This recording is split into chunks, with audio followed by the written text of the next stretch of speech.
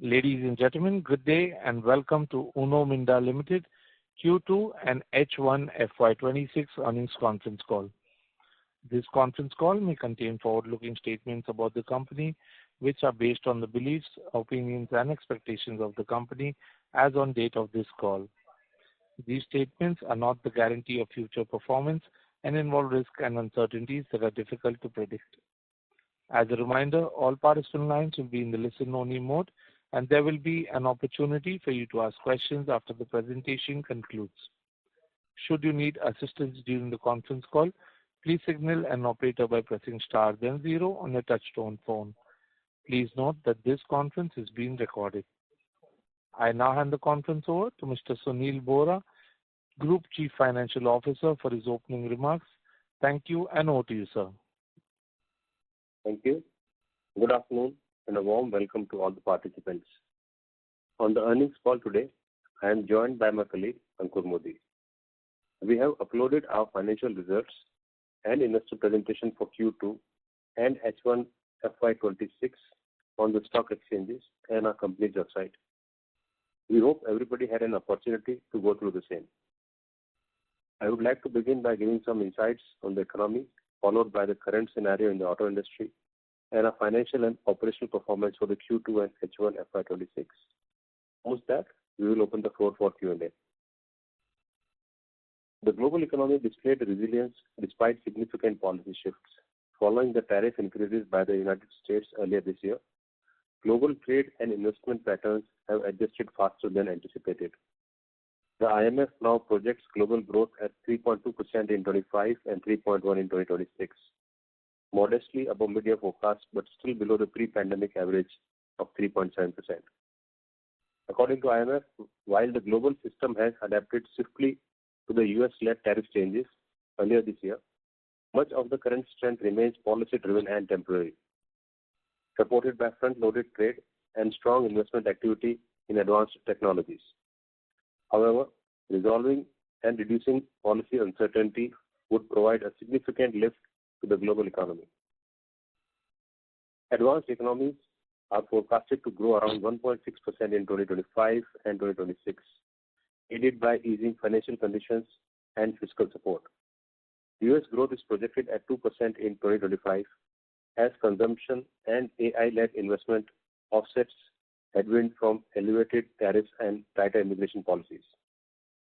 The euro area is expected to grow by about 1.3 to 1.4%, supported by Germany's fiscal push and recovering industrial output. Emerging markets and developing economies remain the main drivers of global growth, projected to grow 4.2% in 2025 and 4% in 2026. China is expected to grow modestly at 4.6% this year, owing to weak domestic demand.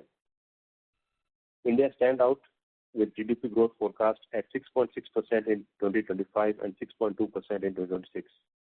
IMF projects headline CPI at 4.5% in 2025, well within the RBI's tolerance band, supported by stable food prices and proactive monetary policy management. Strong domestic demand, infrastructure-led investment, and policy stability continues to anchor India's momentum despite global trade challenges. Moving on to the automotive industry, for the quarter ended September 25, the Indian automobile industry registered a year-on-year production volume growth of around 9%, with total production reaching approximately 8.9 million units. This performance was driven by a powerful dual-engine growth story. Domestically, the market remained resilient with 6% growth, but the standout was export performance, which surged 26%. The export rebound was fueled by recovering demand in key markets across Africa, Latin America, and the Middle East, aided by more stable supply chain and favorable currency conditions. The auto industry saw muted demand during the first 3 weeks of September as consumers awaited the implementation of GST 2.0. However, volumes rebounded sharply thereafter, coinciding with the start of the Navratri festive period. Overall, Q2 FY26 proved to be a mixed but ultimately encouraging quarter for the sector. The period began with subdued sentiment and weather-related challenges, but ended with strong momentum as festive demand, GST rate cut, and improving customer confidence combined to lift sales, bookings, and showroom activity.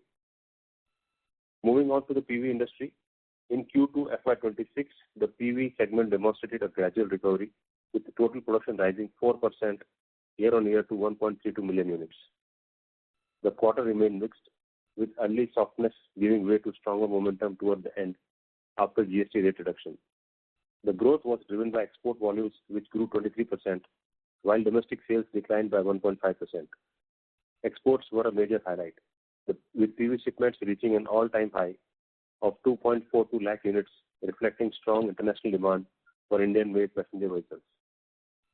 Within the segment, utility vehicles, which account for nearly two-thirds of the total PV sales, posted a modest 1.1% year-on-year growth, as a 26% surge in exports was partly offset by a 2.1% decline in domestic volumes. In contrast, passenger car domestic sales remained broadly stable at previous year levels. A key highlight for the quarter was the sustained growth in the electric passenger vehicles. EV sales increased 31% quarter-on-quarter and 139% year-on-year, reaching approximately 50,000 units. This translates to an EV penetration rates of around 5% in Q2FY26, up from around 4% in Q1FY26. For the first half of the fiscal year, EVs have nearly doubled their share in the passenger vehicle market compared to the prior years, signaling their evolution from a niche category into a mainstream growth driver for the Indian automotive industry. In Q2FY26, the two-wheeler segment emerged as one of the strongest performers, recording year-on-year growth of 11%, with total production reaching approximately 6.9 million units. This performance was supported by higher economic activity, resilient rural mobility demand, and positive impact of GST rate reduction implemented in late September, which collectively enhanced affordability and boosted consumer sentiment. Within the segment, scooters led the growth, rising 12% year-on-year, reflecting improving urban mobility. Motorcycles grew by 10%, supported by steady demand from both rural and semi-urban markets, while the premium motorcycle subcategory continued to perform well, driven by aspirational buyers and expanding exports. Two-wheeler exports also reached an all-time high of 1.3 million units in the quarter, marking a 25% year-on-year increase, with motorcycle exports alone up 27%, underscoring strong international demand and improved competitiveness of Indian manufacturers. Meanwhile, electric two-wheeler category continued to gain traction, with sales rising 5% quarter-on-quarter and 9% year-on-year, reaching 3.12 lakh units.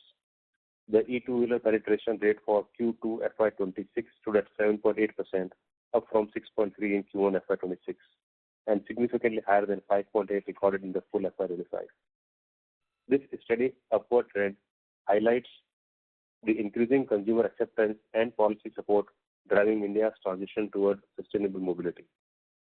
The three-wheeler segment recorded robust 18% year-on-year growth in Q2, reaching its production of 3.5 lakh units, led by strong demand in the passenger carrier sub-segment and healthy traction in goods carriers. Exports also hit a record, rising 51% year-on-year to 1.23 lakh units, the highest Q2 export performance in 6 years. In Q2FY26, PV segment recorded year-on-year growth of around 11%, with total production reaching approximately 2.63 lakh units. Medium and heavy commercial vehicle posted a robust 7% growth, benefiting from the healthy freight demand across steel, cement, mining, and construction sectors, while LCV registered a 30% increase year-on-year, driven by continued strength of intracity logistics and e-commerce-related transportation. Exports remained a key growth driver, rising 22% year-on-year to 0.24 lakh units, reflecting the segment's improving competitiveness in global markets. Overall, the CV segment extended its positive momentum through the quarter, with fleet operators re-entering the market to expand capacity amid growing economic and construction activity. The outlook remains constructive, with expectations of sustained growth through FY26, supported by expanding infra spending, logistics demand, and broad-based recovery across commercial segments. Looking ahead, the Indian automobile industry enters the second half of FY26 on a strong footing, supported by the festive momentum, stable macro conditions, and GST 2.0 reforms that have enhanced affordability and consumer confidence. The early onset of festivities from 22nd September boosted retail activity in Q2, and extended festive and wedding season is expected to sustain growth through Q3. A healthy Kharif harvest aided by good monsoon and stable rural sentiment are set to support demand in the coming months. The rollout of GST 2.0 along with RBI's rate rationalization and income tax relief measures is further strengthening buying sentiment across vehicle categories. With urban consumption rebounding and rural demand holding firm, the outlook for rest of FY26 remains positive. Supported by new model launches, improved financing conditions, and favorable policy environment, the industry is well poised for sustained growth, marking what could be the beginning of a new upcycle for India's automobile sector. Moving on to our financial and operational performance for the quarter, you may refer to slide number 7 and 8. UNOMINDA delivered yet another quarter of strong financial performance with highest ever quarterly revenues and profitability, driven by broad-based growth across multiple product segments. Consolidated revenue from operation for the quarter stood at 4,814 crores, registering a robust 13.4% year-on-year growth. This performance reflects healthy traction across core product lines such as switches, lighting, wheel seating systems, along with accelerating momentum in emerging segments including sensors and ADAS. EBITDA for the period grew by around 14% at 552 crore as against 482 for corresponding quarter last year, while improving EBITDA margins to 11.5%. It is worth noting that these margins were achieved despite the startup cost of recently commissioned plants and nascent businesses which have not achieved optimum levels. Finance costs remain stable at 45 crores. Depreciation expenses increased by around 22 crore, reaching 173 crore, reflecting the commissioning and capitalization of new facilities over the past year, including the four-wheeler lighting plant at Khed City, the additional 2 million capacity expansion at two-wheeler alloy wheel facility in Supa, and enhanced capacity at four-wheeler alloy wheel plant at Bawal. The share of profit from associates and joint ventures rose to 63 crore in quarter 2 compared to 48 in the corresponding quarter last year. While all major JVs, Denso, Roki, and TRMN performed well, the TG UNOMINDA joint venture delivered a robust revenue growth of 28% year-on-year. The JV commissioned its enhanced airbag manufacturing capacity in Neemrana in Q3 FY25, adding side and cut-in bags to its product portfolio. This expanded capacity is now ramping up steadily, supported by rising OEM demand for airbags in line with the enhanced regulatory and safety requirements. Profit after tax attributable to shareholders stood at 304 crores in the quarter, reflecting a healthy year-on-year growth of around 24% in Q2 FY25. We would like to highlight that Q2 FY25 PAT include exceptional income of around 9 crores. Excluding this, the normalized PAT grew by 29% for the quarter. Financials for H1 FY26, we have achieved consolidated revenues of 9,303 crores for the half year ending September 25. The current half year revenues include incentive income amounting to around 69 crore pertaining to prior period. However, for the purpose of like-to-like comparison from corresponding quarter, we have excluded the same from revenue, EBITDA, and PAT to derive normalized growth. Consequently, revenues from operations excluding such prior period income was 9,234 crore, registering a robust 15% year-on-year growth in H1 FY25. Adjusting for the prior period income, normalized EBITDA for the period grew by 15% at 1,026 crores, and PAT attributable to shareholders stood at 595 crores for H1 FY26. On normalized basis, excluding the prior period income and exceptional income, PAT was 543 crores, reflecting a healthy year-on-year growth of 24% over 437 crores in HY25. Coming to the business segment-wise performance, starting with switches, you may refer to slide number 11. The switching system business continued its strong momentum in Q2 FY26, making a significant contribution to UNOMINDA's overall revenue mix. The segment reported revenues of 1176 crore during the quarter, reflecting an 11% year-on-year growth and accounting for a substantial 25% share of company's consolidated revenues. Growth in two-wheeler segment was driven by market share gains, favorable customer mix, and sustained domestic volume growth. Although two-wheeler switch exports were impacted by supply disruptions of various magnets during the quarter, the magnet situation has been somewhat getting normalized in the ongoing quarter.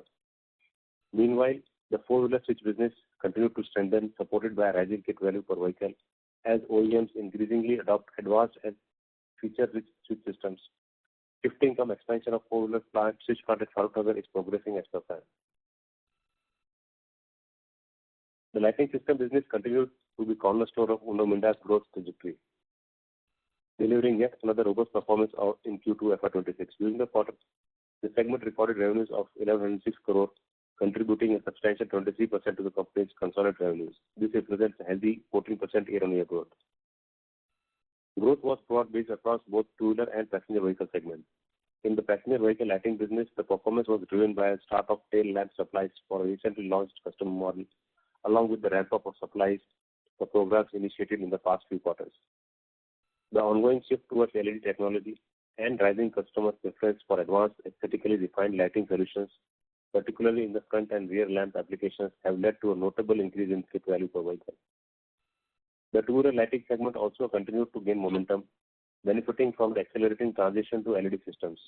Higher e-two-wheeler penetration has been a key growth driver as these models predominantly adopt LED lighting solutions. UNOMINDA remains one of the leading suppliers of lighting systems to both established OEMs and new age electric two-wheeler manufacturers. During the quarter, the company also commenced a tail lamp supplies for export to a marquee American two-wheeler OEM, further reinforcing its presence in the global market. Moving to casting business, the business delivered a robust performance in Q2FY26, generating revenues of 917 crore, representing year-on-year growth of 9% and accounting for 19% of UNOMINDA's consolidated revenues. This includes 465 crore from four-wheeler alloy business, 281 crore from the two-wheeler alloy segment, and 171 from the aluminum die casting. This growth was driven by ramp-up from recently commissioned new capacities at our four-wheeler alloy wheel facility in Bawal and two-wheeler alloy wheel capacity in Supa. The growth was constrained by a decline in our base aluminum prices by approximately 6% for the quarter. The aluminum price reduction was also passed on to the customer, resulting in lower realization, specifically in the four-wheeler alloy wheel. We would also like to inform that the first phase of four-wheeler alloy wheel set facility at Kharkhoda with capacity of 60,000 wheels per month is now under commissioning. Moving to seating, you may refer to slide number 12. The seating system business continued to make strong contribution to the group's performance, reporting revenues of 354 crores in Q2 FY26, accounting for 7% of the consolidated top line. The segment registered an impressive 22% year-on-year growth, driven by favorable customer mix in the two-wheeler segment, higher supply of suspended seats in domestic market, and increased revenue contribution from the bus passenger seat segment. Notably, a few key two-wheeler OEM customers witnessed pronounced volume growth during the quarter, which translated into higher seat demand and consequently stronger revenue performance for the segment. Looking ahead, we expect the seating system division to sustain its momentum, supported by rising exports to new customers, expanded supply of suspended seats to additional domestic OEMs, and volume ramp-up from newly acquired customers in the two-wheeler seat business. These developments are expected to further strengthen the segment's position as a key to growth driver within the group's diversified portfolio. Moving to acoustics, the segment reported revenues of 190 crores in the quarter, contributing a steady 4% to the consolidated top line. While domestic revenues have grown by 15%, the European acoustic business revenue had declined by around 13%. The decline is attributable to primarily softening the end market demand. The other product businesses delivered yet another quarter of strong performance, recording revenues of 1,070 crore in the quarter, a year-on-year growth of 18%, and contributing 22% to the consolidated top line. Within this portfolio, the controllers business contributed 129 crores, sensors and ADAS at 199 crore, blow molding products at 115 crore, UNOMINDA EV systems at 115 crore again, and the alternate fuel business at around 130 crore. The balance revenue was driven by aftermarket, including battery, external sales from UNOMINDA Catalytic, engineering sales in Europe, etc. UNOMINDA EV system business reported a significant increase in revenue to 115 crore during the quarter. The rise was partly attributable to the transfer of three-wheeler EV charger business from controller segment to the EV systems. Over time, we plan to consolidate all EV-related BMS and charger business under UNOMINDA EV systems to bring operational focus and synergy. The sensors and ADAS business continued to scale up, supported by a successful start of a new camera module production line in the previous quarter. We would also like to update that the construction of our new greenfield facility for high voltage EV powertrain components under our joint venture with Innovis Automotive is progressing as per schedule. Phase 1 is expected to be commissioned by Q2 FY27. However, as advised earlier, we may commence initial supplies via imports from our joint venture partner ahead of the plant's commissioning to meet the customer demand. Moving to slide number 13, which is the revenue pie aftermarket interested revenues for the quarter ended September 25. Our aftermarket business reported revenues of 332 crores, contributing approximately 7% of our consolidated revenues. In addition to those direct aftermarket sales, the SPD or spare part division of OEMs stood at 260 crores. The combined revenue from aftermarket and SPD channel amounted to around 592 crores, reflecting the growing importance of these segments in our overall business mix. Our industrial business contributed approximately 9% of total revenue during the quarter. The dip in the share of industrial business as a percentage of revenue is largely attributable to stronger growth momentum in the domestic market, even as industrial sales remain relatively stable. Moving to capex projects on slide number 14, we continue to invest in building capacities in line with the OEM's expansion plans and auto industry promising outlook. We have 10 expansion projects currently under implementation across product line with investment commitment of 2,350 crores. We would like to highlight that we have removed some of the projects from expansion project list as their phase 1 has been completed and remaining amount of committed capex will be spent as per increase in EV penetrations in case of EV two-wheeler projects. This is to ensure that we don't build idle capacity and make efficient utilization of assets as well as capital. In case of expansion at Bawal, while phase 1 of 30 kW commissioned, the remaining capacity will be integrated at Kharkhoda plant. Moving to cash flow and debt levels, our net debt as of 30 September was at 2,362 crores compared to 2,091 crore as on March 31, 2025. Cash flow generated from operations for the H1 was around 678 crore, while capex was at 728 crore, comprising of 354 crore expansion projects, 130 crore for land at CSN, and remaining sustaining capex. We also had a cash outflow of around 200 crore on account of acquisition of shares of UNOMINDA and Associate Technologies from Freevo and the tech centers at Germany and Vietnam. As is visible from above, while sustaining and growth capex has been financed from business cash flows, the capital expenditure primarily on land bank and acquisition has resulted in incremental debt. Our net debt to equity as at 30 September stands healthy at 0.36. We have achieved ROCE of 19.6%, which is analyzing profits for H1. Kindly note that the capital employed considered for calculation also includes the capex for land bank as well as phases which is currently not generating any returns. ROCE would have been even higher if we exclude these non-required assets. Moving to ESG, at UNOMINDA, we continue to strengthen our commitment to sustainability through well-defined ESG goals and actionable progress. We have set ambitious targets of achieving 60% renewable energy by 2030, becoming carbon neutral by 2040. In line with these goals, we have been steadily increasing our share of renewable energy across our operations. Today, we operate 38 rooftop solar power plants across India and have made significant investments in captive open access solar power projects to dedicated SPVs. In last couple of years, we have secured wind power of around 45 megawatt with investment in solar parks and solar SPVs in Maharashtra and Tamil Nadu, and are now exploring similar arrangements in Gujarat with an immediate goal of achieving around 40% wind power across our operations. Beyond environmental stewardship, our ESG journey is equally focused on inclusion and social responsibility. In September 25, we partnered with a typical Advantage and Next Bharat Ventures, an initiative of Suzuki Motor Corporation to advance inclusion for persons with disabilities. Under this collaboration, we are launching 5 high-impact initiatives covering inclusive hiring, education and employability skills, technical training, and workforce sensitization, aiming to build awareness among more than 20,000 UNOMINDA employees nationwide. These initiatives go beyond programs. They represent our effort to reshape mindsets, celebrate diversity, and build a workplace where everyone can thrive. Through such actions, UNOMINDA continues to set new benchmarks in sustainable and inclusive growth, reinforcing ESG as an integral part of our long-term value creation strategy. Moving to outlook, as we look ahead, I would like to reiterate that UNOMINDA remains firmly on a path of sustainable and profitable growth.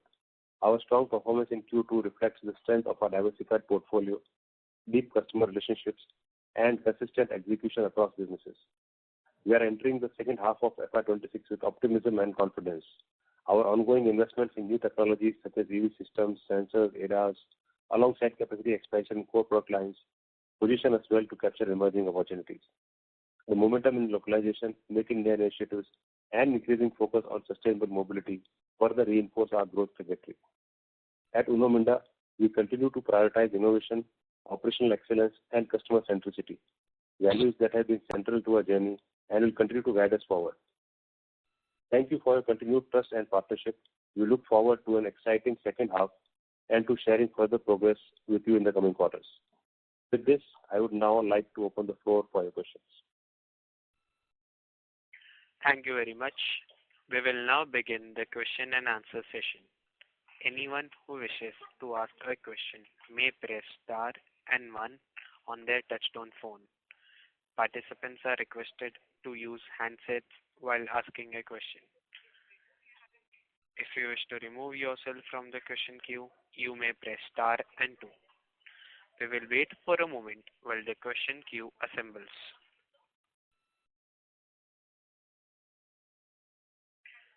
The first question comes from the line of Chandramouli Muthiah from Goldman Sachs. Please go ahead. Hi, good evening, and thank you for taking my questions. My first question is around the automotive vehicle acoustic solutions, the AVAS. Could you give us some color around what the kit value could be there as that opportunity starts to take shape, as you said, potentially towards the end of next year? The second question is on the share of profit from associates. This quarter looks like it's close to about 63 crores. It seems to be higher than more recent quarters.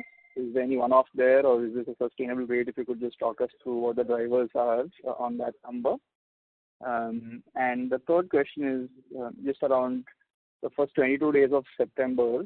During this particular September quarter, there seemed to be some disruption to volumes that your customers, the OEMs, could supply to their channel partners because of the CES issue and the GST transition. Was there an accompanied impact to production? And as a result of that, as you get into the December quarter, usually there's a moderation in production during the December quarters. Will we see that normal moderation in production in the December quarter, or because of the impact to production in September, is that unlikely to be the case? Those are my three questions. Thank you. Yeah, thanks, Chandru. So, auto vehicle acoustic solution is what we normally call AVAS. So this regulation, has been in the works for quite some time. In fact, now we have already been working with our customers with this product, which has been ready for almost, I would say, 3 years now. And we are at the stage where we will be able to capitalize on this very fast. In terms of kit value, maybe we'll share with you once we have the SOP. Until then, you'll appreciate this little bit competitive, sensitive information. So at this point, I'm afraid I'll not be able to share the kit value for AVAS. In terms of share of profit of associates, as I have highlighted, during this quarter, the revenues at our joint venture, which manufactures airbag, have increased significantly by around 28%. And there is nothing exceptional, or there is no one-off in terms of profit, but there has been a significant profit improvement from that business. And we do hope that that's not a one-off. In fact, the momentum should continue as we move forward, because this is sheer adoption of more airbags and things like that. In terms of disruption of volumes and do we see any moderation in production in December quarter? The answer to that is yes, you are right, that normally December quarter's volumes are less, because end of December also, like last week or so, normally a shutdown for annual maintenance shutdown, etc., which most of our OEMs and even we keep at our factories. So as of now, it will be a little early to comment on whether that shutdown period of a week, 10 days, whether it will get reduced or it will not. But excluding that, as of now, the volumes are quite normal, and we are not seeing any softening from that perspective. So I hope I have clarified all your questions, Chandru. Got it. That's helpful. Thank you very much, and all the best. Thank you. Thank you. The next question comes from the line of Aditya Jawar from Investec India. Please go ahead. Hi, thanks for the opportunity. I think most of my questions have been answered. Just a couple of ones. So I think seating business continue to do quite well. If you can give us, throw some more light on the recent order wins, new OEMs that we are able to penetrate, order book, how we are looking at it. That is number one. Number second, Sunil, you mentioned about a startup cost. If you can quantify, it would be good. And just a clarification, the prior period income you spoke about was 69 crore that got booked in this quarter, right? No, Q1. That Q1. Okay. Fair enough. And yeah, so these were the questions. Yeah. Thanks, Aditya. Good evening. So in terms of seating business, as we have been sharing with you, we are on track to achieve our target revenues, which we have promised for 5 years in terms of doubling the revenues. We are already there. In fact, this quarter run rate, if you see, we are almost there with 354 crores of revenue. Our run rate is 400 to 500 crore range. That's what we have promised for this year, and I'm happy to say that we have achieved that despite the challenges we have faced. And second thing, in terms of order book, we normally don't share any order book. You would have seen, because why we have started giving this order book for EV, if you remember, 3 years back, and then after a year we have to come, because when we say order book, normally we would get X volume estimation from our customers, based on which we will say that this is the target. But based on the success or outcome of that model, it can go either way. So hence we have actually sort of stopped giving that order book. Otherwise, it unnecessarily creates some maybe misleading impressions. So that's why we normally don't share the order book. In terms of startup cost, as of now, there are some of the plants where the business has started in last maybe 1 or 2 years, and as we have been saying, our normal target is that they should achieve their profitability matrices in the third full year and come to profit in the second or third year. So to that extent, there are a lot of businesses which are under that nascent stage who have not achieved the desired profitability, or they are maybe in the negative, or also some of the businesses which currently, like Kharkhoda and all, they're just in the phase of commissioning, starting the commissioning. But if you ask me a number, it's a little difficult to give a number, because some of these plants, businesses are also attached to the existing businesses. But we note your point. Maybe next time we'll try and capture this information as well. And prior period, I think I already answered this. Prior period, I have commented because I was mentioning about H1. Okay. So that's why this point came. Otherwise, nothing in Q2. Okay. And my final question, Sri. So now clearly we saw a very good festive, and now going ahead, it would be great if you give us some sense at what kind of growth expectation you have for the remainder of the year for passenger vehicle and two-wheelers. Aditya, we don't give any vehicle volume guidance. We have never given, and we don't want to second guess our customers. So our objective or endeavor is that we should continue to outperform. And I can tell you that even though this quarter volume industry growth is say 10%, but if you see half of our revenues is four-wheeler roughly, and half of our revenues is two-wheeler. Obviously there is CV, OR, three-wheeler as well. But 47% is two-wheeler, 47% is four-wheeler. Four-wheeler has grown by 4%, and two-wheeler has grown by roughly around 10%. So if you do a blended average, the growth is something around 7.5%, and our revenues we have grown by 13.5%. So which clearly demonstrates a significant growth, more than 1.5 times growth, which we have been promising to the investors. Perfect. Thank you. All the best. Thank you. Thank you. We would like to remind participants, if you wish to ask your questions, you may press star and 1 on your touchtone phone.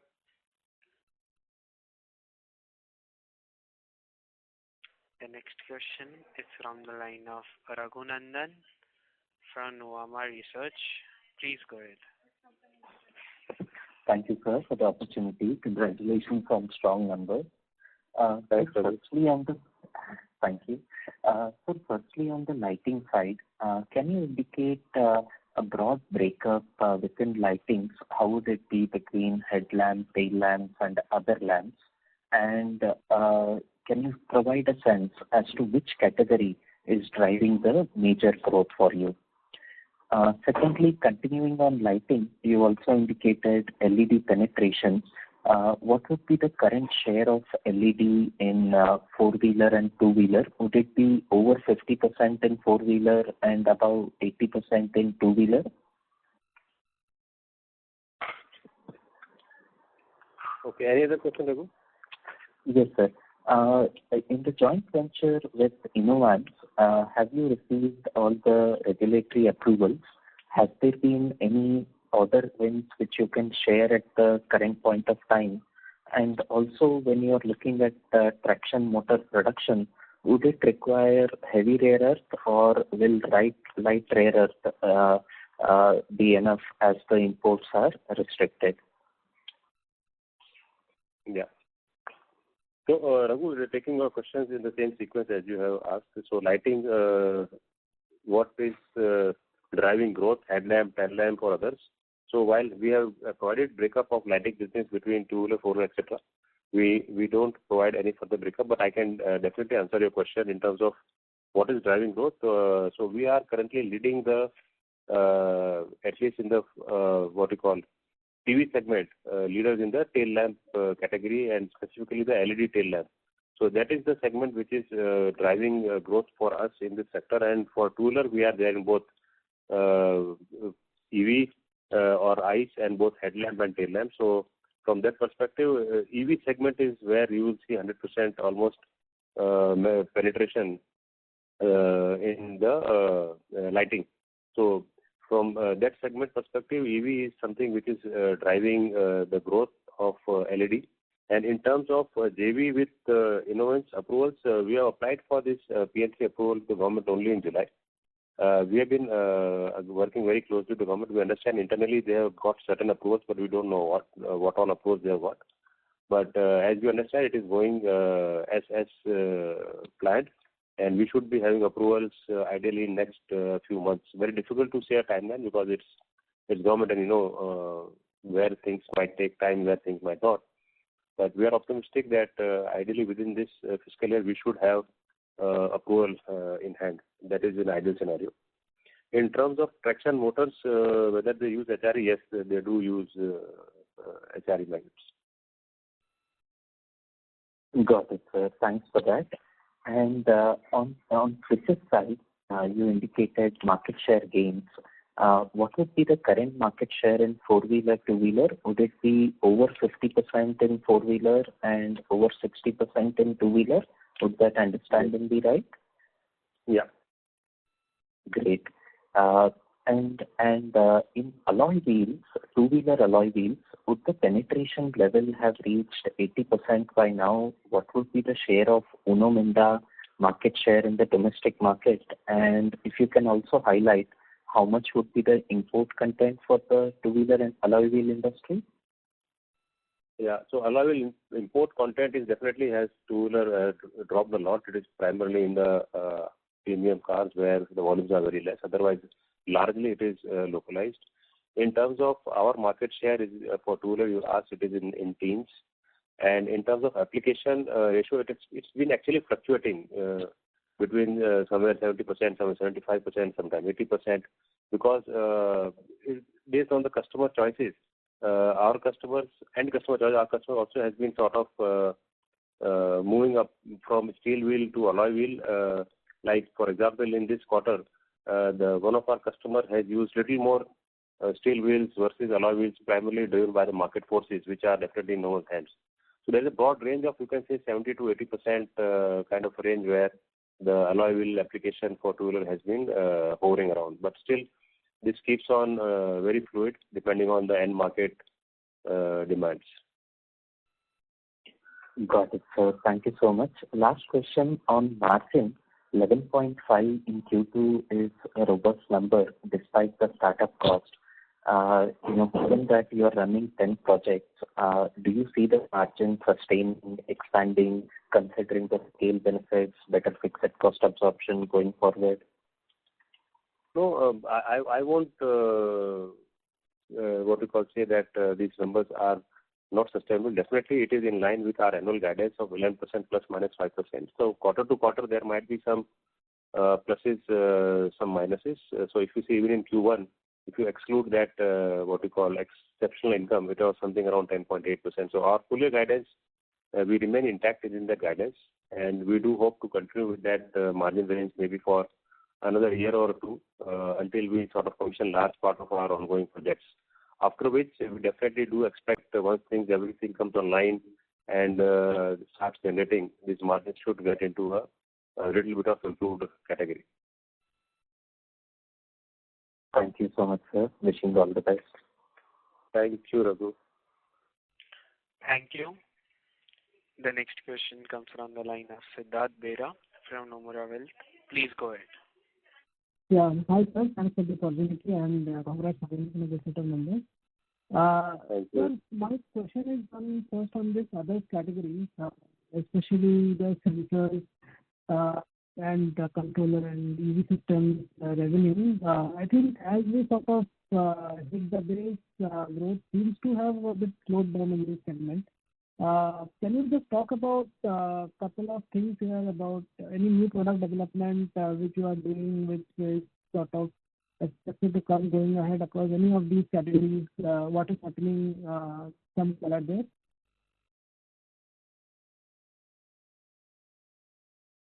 That, when we talk of new product development, there are a lot of them, which some will see light of the day, some will not see light of the day. So we normally communicate only once we have visibility on the new product which is converting into actual business. Otherwise, there are a lot of them. I can share separately, or I can share here itself that there have been certain products like I can tell you one is that touch-based switch for a two-wheeler. We have developed years back, but there is no market because it's a premium product and it is a very price sensitive. Another example was a heat and cool seat. The product was there, but it was an expensive product. So obviously it was only in the aftermarket, it didn't get into line fitment. So you will have a lot of product development going on, but what we'll see the line OEM acceptance and the conversion to business is, I think, at the right time to comment on in terms of addition of new products. So as of now, I don't want to get into a speculative kind of a thing. Okay, sir. The second question is on this casting side. I mean, growth, you mentioned that there has been some deflation also because of commodity, but if you see in the last quarter, there has been some increase in the aluminum prices. And you also have commissioned the plant, which I'm assuming may not have completely come in the quarter two. So should we expect a step up in growth as all of these factors now sort of start benefiting you from this quarter onwards? No, but Siddharth, first of all, I appreciate your point. If you see along with four-wheeler, our quarter one to quarter two sales actually has improved by almost like 8-10%. And again, two-wheeler also has improved by something around better than more than 10%. So if you see quarter, definitely there is a growth. But yes, to your point, we have value added capacity. On the other hand, the application ratio has been little what we call stable. And with more low-end cars or low-end vehicles being sold, obviously they have more steel wheel versus alloy wheel. So alloy wheel you will find more in the premium vehicles and less in the low-end or the base model variants, if you may say so. So that also drive a lot in terms of how much is the actual application. So these are some of the factors which obviously is not in our hand, but we remain optimistic that directionally the application issue has been improving, and over a medium to long term, this will continue to grow. Quarter to quarter or year to year is little difficult, but we have grown from like in PV from 13% application factor to all 40 plus now. Globally it is 70, 80 plus. So directionally we are there. Quarter to quarter is little difficult. Whether application ratio will remain same or will improve, it also, as I said, a lot depends on the end vehicle being sold. Got it, sir. Thanks a lot. I will come back in the Thank you, Siddharth. Thank you. The next question is from the line of Mukesh Saraf from Avendus Spark Institutional Equities. Please go ahead. Yeah, good evening, sir, and thank you for the opportunity. Actually, most of my questions are answered, but I had something on the seating side. I think a couple of maybe a few quarters back, we are working with Tachi as for the seat reclining systems, etc. for four-wheelers. So now that, just trying to understand what's the status of that, are we seeing some progress with respect to four-wheeler seating, or we still kind of are seeing traction more only on the two-wheelers and the buses, etc., that we've been working on? Yeah, right, Mukesh. So in terms of Tachi, yes, definitely when we entered into JV 3 years back, I think that time also we said very categorically that this is going to be a tough ride, challenging ride. It's not going to be easy, knowing the entire ecosystem.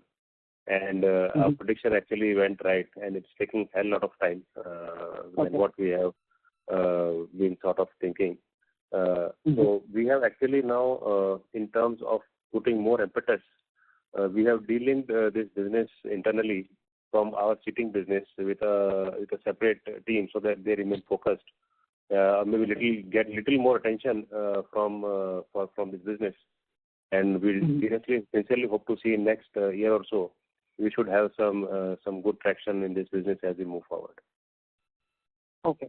So four-wheelers itself, you're saying it's far more difficult than what we imagined earlier. I think we said at the time of entering JV itself, because we know the competitive landscape, right? Got it. Understood. And just one last housekeeping. I don't know if you had mentioned this and I missed it. The share of profit from associates has gone up. Could you just call out which are the entities that probably has done well, because it's, I think, 63 odd crores this quarter?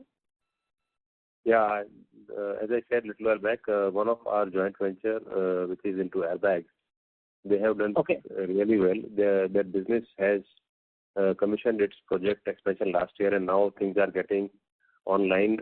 Volumes are increasing since they were linked to the vehicle launch of OEM. So that business has done pretty well and will hopefully continue to do well. And that is the one which has added to the profit. So there was some question earlier, was there a one-off in this? There is no one-off in this. Okay, understood. Right. Thank you so much. I'll get back with you. Thanks, Mukesh. Thank you. The next question is from the line of Sridhar Kalyani from Antique Stock Broking Limited. Please go ahead. Thank you for the opportunity. Congratulations on a robust set of numbers, sir. I just wanted to understand regarding the profit before tax in the standalone versus consolidated. So standalone PBT is around 400 crore, and then we have got profit from subsidiaries 31 crore and share of profit from JVs is 63 crore, taking the total to 487 crore. However, the consolidated PBT is 409 crore. So just wanted to understand, is there any intercompany adjustment or any subsidies in which we are incurring losses? If you can just throw some color on this. Sridhar, I'm not sure if you have noticed, there is a large other income in the standalone financials, which is primarily the dividend income which it receives from its subsidiaries. So when you consolidate, this entire dividend income sort of goes off. And also there has been some income on various other services which the company provides to its subsidiaries. So all those things get knocked off when you consolidate. Okay. Thank you for the clarification, sir. Thank you. Thank you. The last question. That was the last question for today's conference call. I now hand the conference over to the management of UNOMINDA Limited for closing comments. Over to you, sir. Thank you. I would like to thank everyone for joining the call. I hope we have been able to respond to most of your queries adequately. For any further information, we request you to please do get in touch with us directly. Thank you. Thank you. On behalf of UNOMINDA Limited, that concludes this conference. Thank you all for joining us, and you may now disconnect your lines.